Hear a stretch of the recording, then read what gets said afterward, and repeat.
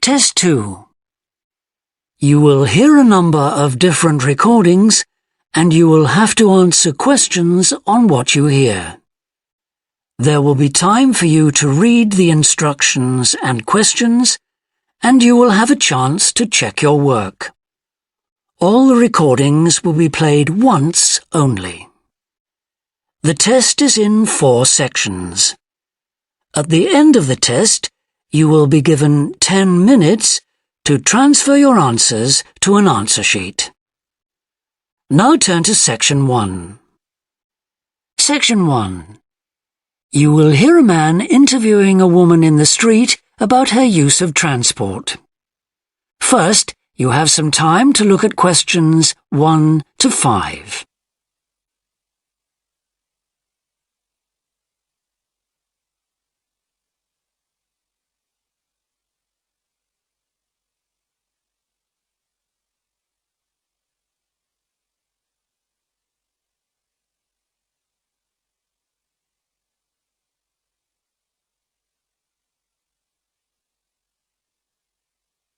You will see that there is an example that has been done for you. On this occasion only, the conversation relating to this will be played first. Excuse me? Yes? I wonder if you could spare a few minutes to do a survey on transport. It won't take long. No, that's fine. Oh, lovely. The survey is on behalf of the local council. They'd like to know about what transport you use and any suggestions for improvement. Can I start by asking you how you travelled to town today? Sure, I came on the bus. The woman travelled to town by bus, so bus has been written in the space.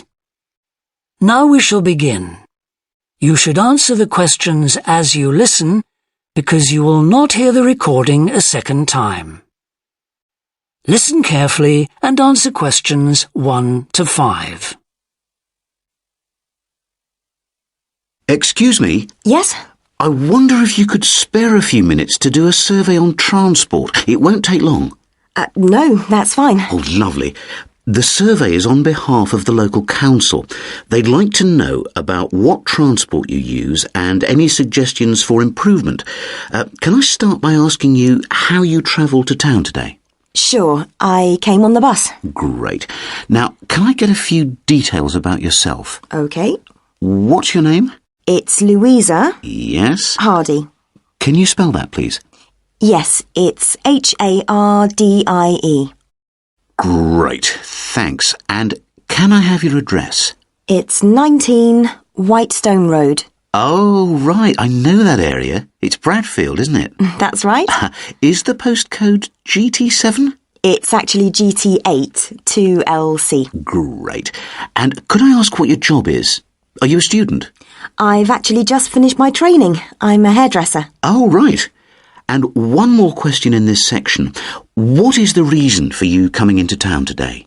Actually, it's not for shopping today, which would be my normal reason, but to see the dentist. Right. Thanks. Before you hear the rest of the interview, you have some time to look at questions 6 to 10.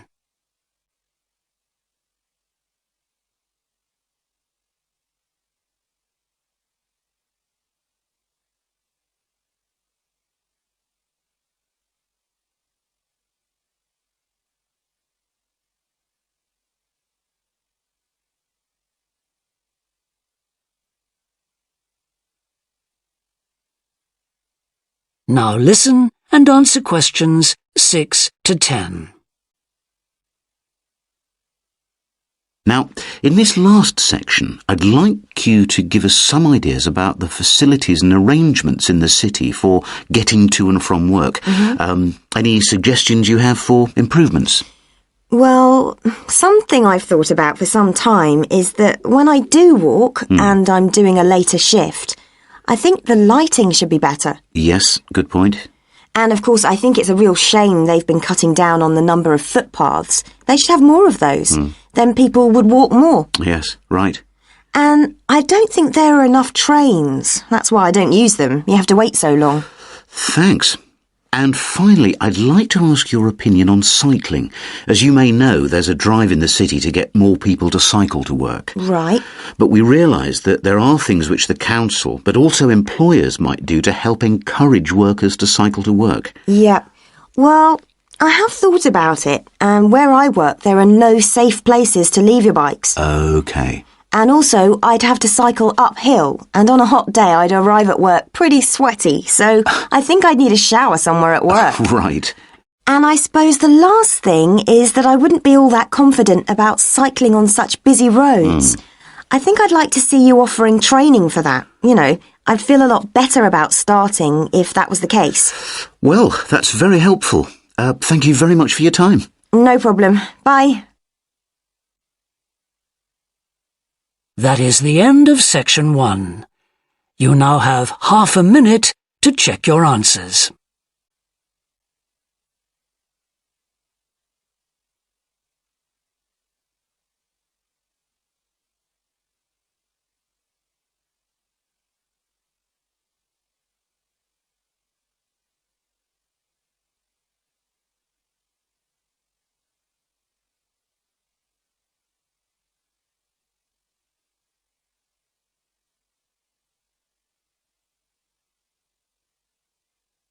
Now turn to section 2.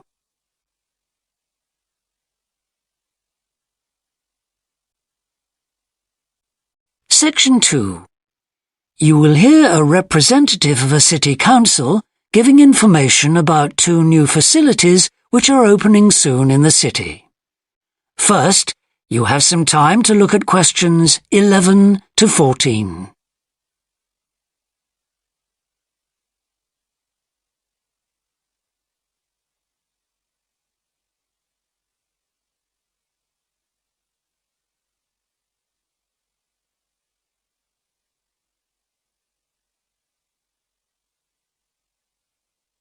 Now listen carefully and answer questions 11 to 14. Good morning. I'm very pleased to have this opportunity to say a little about 2 exciting new developments in the city: the Brackenside open-air swimming pool and the Children's Adventure Playground in Central Park. As many of you may know, the idea for these initiatives came from you, the public, in the extensive consultation exercise which the City Council conducted last year. And they have been realised using money from the SWRDC, the South West Regional Development Commission. First of all, Brackenside Pool. As many of the older members of the audience will remember, there used to be a wonderful open-air pool on the seafront 30 years ago, but it had to close when it was judged to be unsafe. For the design of this new heated pool, we were very happy to secure the talents of internationally renowned architect Ellen Wendon, who has managed to combine a charming 1930s design, which fits in so well with many of the other buildings in the area, with up-to-the-minute features such as a recycling system, the only one of its kind in the world, which enables seawater to be used in the pool. Now, there's been quite a bit of discussion in the local press about whether there would be enough room for the number of visitors we're hoping to attract, but the design is deceptive, and there have been rigorous checks about capacity.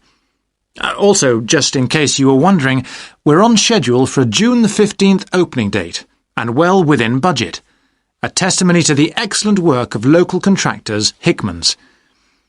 We hope that as many people as possible will be there on June the 15th.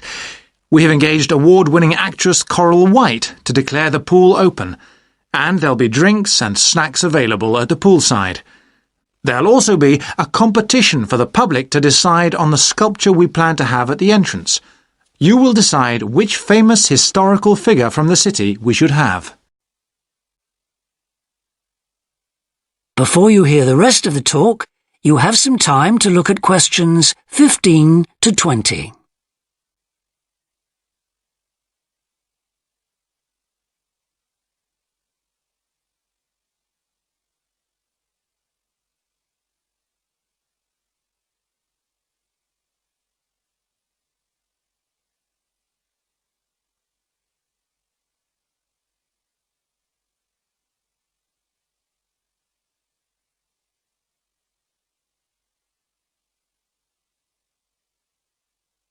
Now listen and answer questions 15 to 20.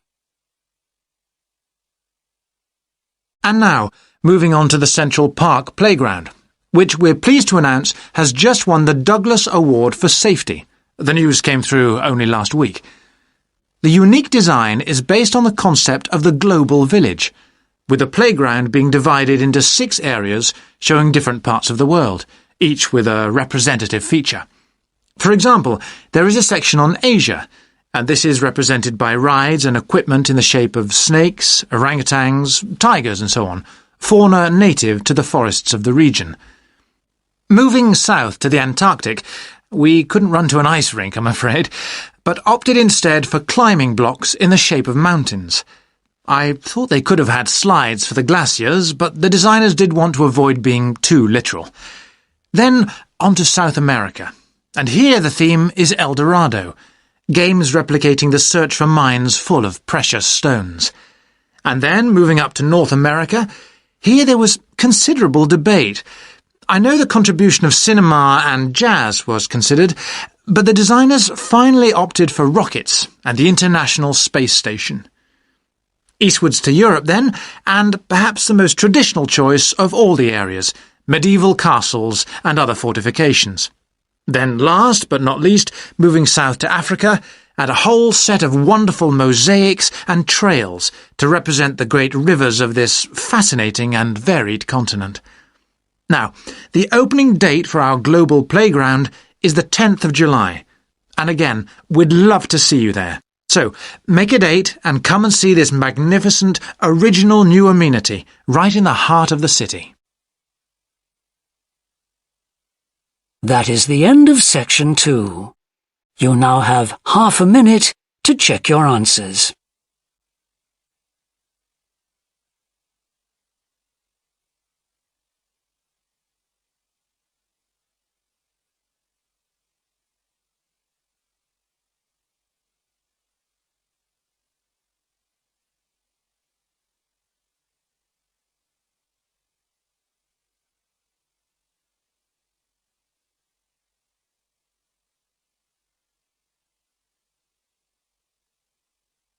Now turn to section 3.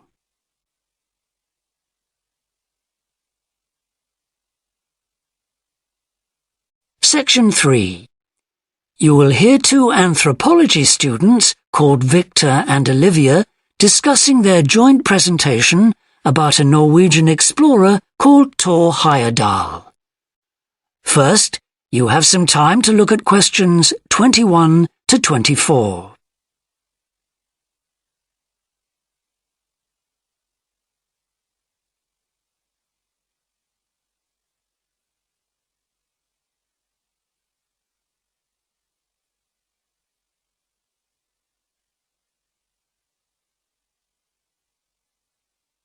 Now listen carefully and answer questions 21 to 24. Right, well, for our presentation, shall I start with the early life of Thor Heyerdahl? Sure. Why don't you begin with describing the type of boy he was, especially his passion for collecting things? That's right. He had his own little museum. And I think it's unusual for children to develop their own values and not join in their parents' hobbies. I'm thinking of how Heyerdahl wouldn't go hunting with his dad, for example. Yeah, he preferred to learn about nature by listening to his mother read to him. And quite early on, he knew he wanted to become an explorer when he grew up. That came from his camping trips he went on in Norway, I think. No, it was climbing that he spent his time on as a young man. Oh, right. After university, he married a classmate, and together they decided to experience living on a small island to find out how harsh weather conditions shaped people's lifestyles. As part of their preparation, before they left home, they learnt basic survival skills, like building a shelter. I guess they needed that knowledge in order to live wild in a remote location with few inhabitants, cut off by the sea, which is what they were aiming to do. An important part of your talk should be the radical theory Heyerdahl formed from examining mysterious ancient carvings that he happened to find on the island. I think you should finish with that. Okay. Before you hear the rest of the discussion, you have some time to look at questions 25 to 30.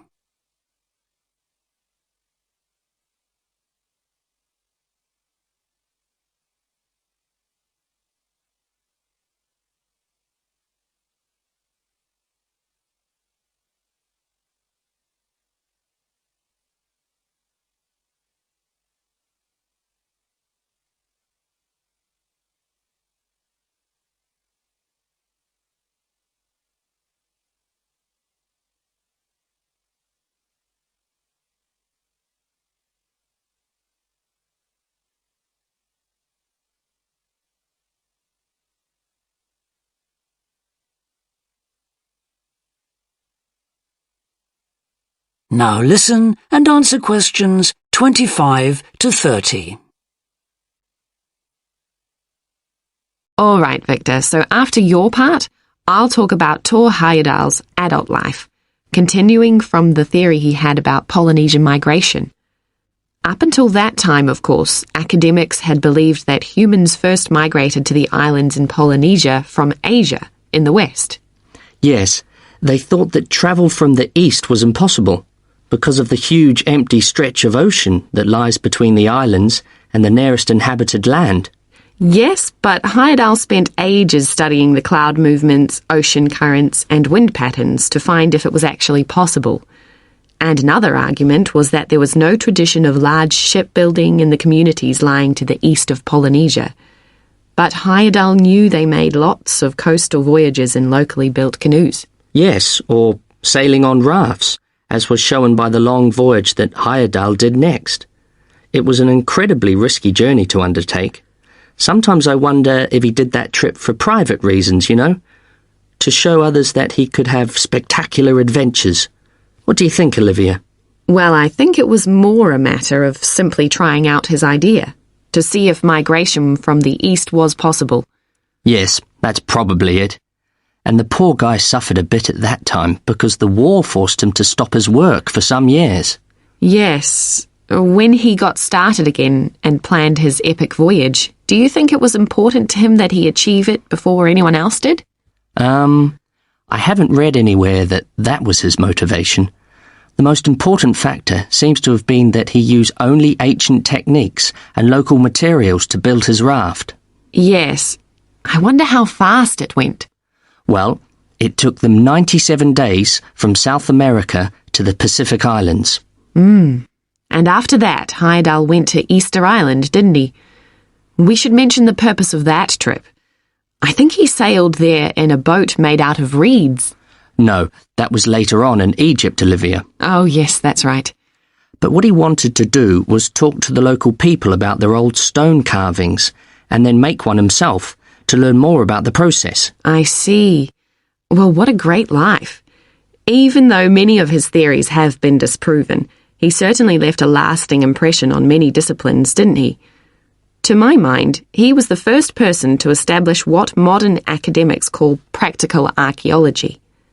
I mean that they try to recreate something from the past today, like he did with his raft trip.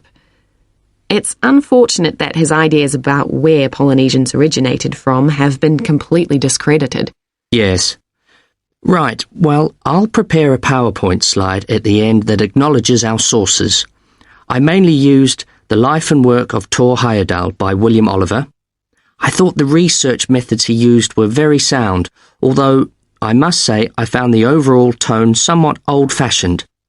I think they need to do a new, revised edition. Yeah, I agree.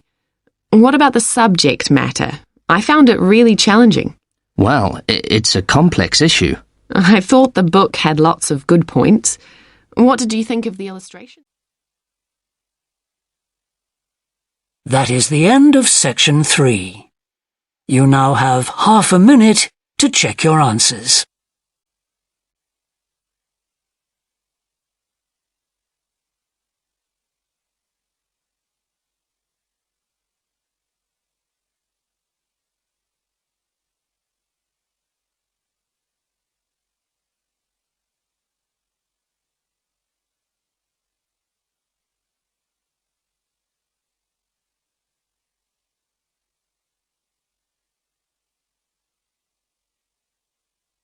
Now turn to Section 4.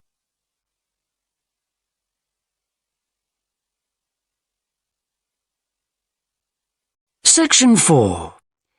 You will hear a business student predicting how management might change in the next few years. First, you have some time to look at questions 31 to 40.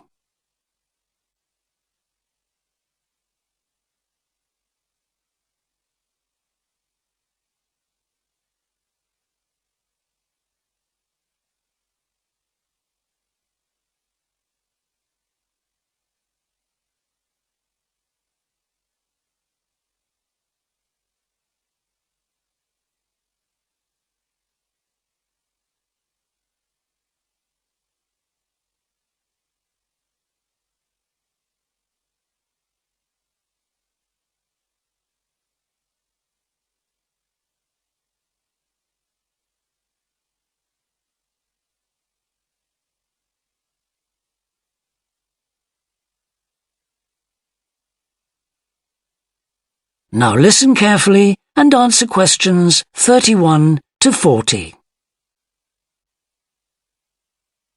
Well, I've been talking to managers in a number of businesses and reading surveys about the future of management. And what I'm going to present in this seminar is a few ideas about how the activity is likely to change in the next 10 years. It isn't a scientific statistical analysis, just some ideas for us to discuss. One area I want to mention is business markets, and I'm sure a really significant development will be a major increase in competition, with companies from all around the world trying to sell similar products. Consumers will have much more choice. For instance, food products sold in Australia might be manufactured in the USA, China, Finland, and dozens of other countries. At the same time, mergers and takeovers mean that governments are actually losing power to major global corporations. We can probably all think of companies that exert a great deal of influence, which may be good for consumers.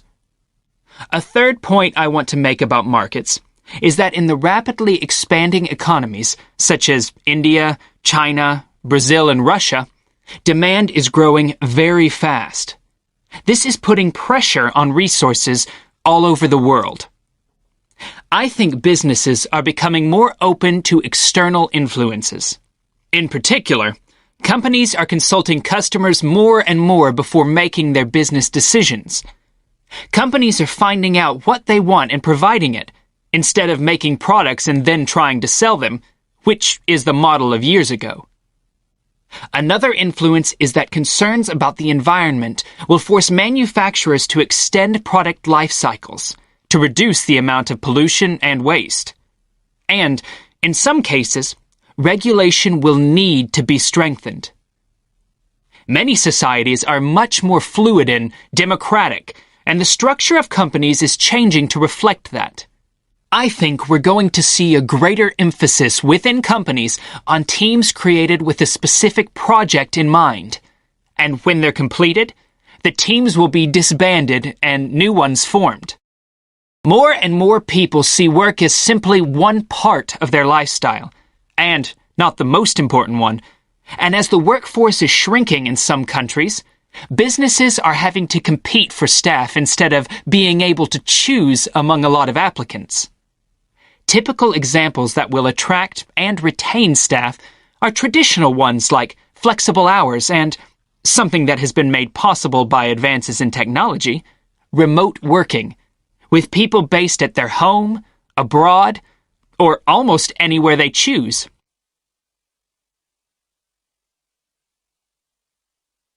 Management styles will almost certainly continue to change.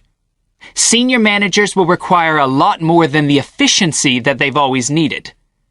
Above all, they'll need great skills in leadership so that their organization can initiate and respond to change in a fast-moving world where they face lots of competing requirements and potential conflicts. In most of the world, the senior managers of large businesses are mainly men in their 50s and 60s. The predominant style of management will almost certainly become more consultative and collaborative, caused, above all, by more women moving into senior management positions. Many of the changes are influenced by developments in the wider economy. The traditional emphasis of business was manufacturing, and of course the service sector is very important. But we shouldn't overlook the growing financial contribution of IP, that is, intellectual property. Some books and films generate enormous sums from the sale of related DVDs, music, games, clothes, and so on. Another point I'd like to make is that although I've been talking about companies, one trend that they have to face is the move away from people working for the same employer for years. Instead, more and more people are becoming self-employed to gain the freedom and control over their lives that they're unlikely to get from being employed. Okay, well, that's all I want to say, so let's open it up for discussion. That is the end of section 4. You now have half a minute to check your answers.